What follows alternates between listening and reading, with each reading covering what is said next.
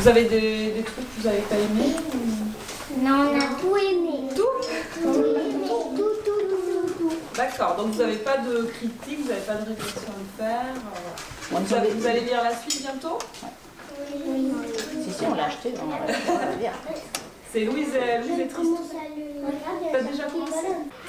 Donc je m'appelle Nathalie Bernard, j'habite à La Brède et j'ai 47 ans. En tout cas moi je suis hyper contente de la classe parce que j'ai jamais vu une classe aussi bien décorée. Depuis que je suis en jeunesse, depuis une dizaine d'années, oui je passe régulièrement dans les classes, faire des rencontres scolaires ou des ateliers d'écriture, ça dépend ce qu'on me demande. Et j'aime beaucoup ça parce que ça me permet d'avoir un échange avec mes lecteurs puisque je suis quand même toute seule chez moi toute l'année, donc c'est vrai que c'est sympa. Choisis ce métier. Alors, je ne sais pas si on choisit vraiment d'écrire. Après, c'est vrai que moi, en fait, j'écrivais depuis que j'étais toute petite. Tu vois, j'écrivais des poésies, dans un carnet intime aussi. Quand je rentrais chez moi le soir, j'écrivais tout ce qui m'était arrivé dans la journée, tout ça. Donc, j'ai toujours eu l'habitude d'écrire et surtout de lire. Parce que je crois qu'on ne peut pas vraiment bien écrire si on ne lit pas. Donc, moi, j'ai toujours beaucoup lu. Et je lis toujours beaucoup d'ailleurs. Moi, ça me permet de faire un peu le point sur où j'en suis, souvent, parce qu'ils ont des questions hyper intéressantes en général. Et puis des fois, ils me titillent aussi sur ce que j'ai créé. Ils peuvent me donner des idées. Par exemple, aujourd'hui, j'étais là pour Louise, la sorcière au nez en trompette. Et en fait, il y a une classe qui m'avait dit « Mais c'est pas normal, il n'y a pas du tout de garçons dans cette histoire. Il n'y a que des filles. » Pourquoi? Et en fait, je ne m'étais même pas rendu compte. C'est-à-dire que j'avais créé une histoire comme ça, remplie de filles, sans me rendre compte. Je me suis dit, mais c'est vrai, c'est quoi ce truc? Donc du coup, dans le tome 2, j'ai mis un garçon. Un garçon un peu spécial, mais c'est un garçon quand même. Alors, au niveau rencontres simples, les rencontres, j'ai l'impression que ça... pour eux, c'est vraiment... déjà, ils découvrent le métier, parce qu'ils ne comprennent pas très bien souvent ce que c'est un éditeur, quelle place on a, comment on gagne notre vie. Donc, je crois qu'ils découvrent vraiment que c'est un métier. C'est pas, ils comprennent que c'est un travail aussi.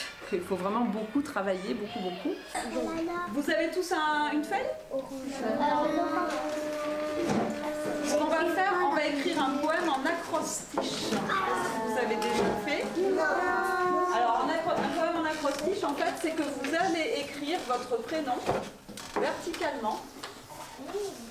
Alors, moi, j'écris Nathalie, mais vous écrivez votre prénom. En lettres bâton, comme ça, verticalement, d'un côté de la feuille. Parce qu'après, on va écrire ici. On va écrire comme ça. Ils voient, derrière les livres qu'ils lisent, ils voient en fait une personne, la personne qui est derrière les livres, qui est à l'origine de ces livres-là. Et j'ai l'impression que ça les fait rêver. Certains, ça peut leur donner aussi l'envie d'écrire, de faire ce métier. Et puis après, les ateliers d'écriture, souvent, c'est une manière de décoincer un petit peu leur imaginaire, de travailler autrement qu'à l'école, puisque moi, je ne vais pas être sur l'orthographe, la grammaire, etc. Je vais plutôt être sur lâcher votre imagination et voilà, allez-y, on a le droit de tout faire. Et souvent, c'est assez intéressant. Donc là, si je prends Nathalie aime les raviolis, la deuxième phrase, adore quelque chose. Quel conseil tu pourrais donner à un enfant qui a envie d'écrire? Alors le conseil que je donne toujours, c'est d'abord lire tous les jours. En fait, c'est vraiment la régularité. C'est un peu comme un garçon qui veut être footballeur. Je leur donne souvent cet exemple parce que les garçons, là, d'un seul coup, ils m'écoutent. Celui qui veut être footballeur, il va falloir qu'il aille faire des footings tous les jours, le tour du terrain, qu'il fasse des passes, qu'il s'entraîne à faire dribbler son ballon, enfin qu'il répète des gestes. Amaury, le roi de la magie, moi aussi le grain de riz. Amaury est dans son lit, un peu endormi. Rigolo, j'ai des caries. Et en fait, le métier d'écrivain, c'est pas si différent que ça. C'est aussi de l'endurance et c'est aussi des gestes qu'on répète. Et il y a une technique comme ça, répétitive, qui fait que plus ça va et plus on arrive à avoir quelque chose qui peut correspondre à ce qu'on voudrait, parce qu'on n'est jamais content. Et c'est pour ça qu'on continue d'ailleurs.